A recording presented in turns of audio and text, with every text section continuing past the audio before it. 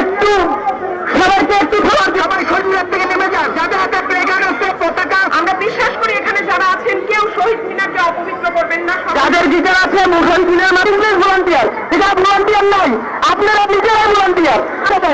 শহীদ মিনারের সামনে যারা মোমবাতি ধরে আছেন তারা একটু পিছিয়ে থাকা, যে ভাইরা আছেন, বোনেরা আছেন, অনুরোধ করছে যাদের হাতে গিটার আছে তারা এই যে কাপড় সাথে একটু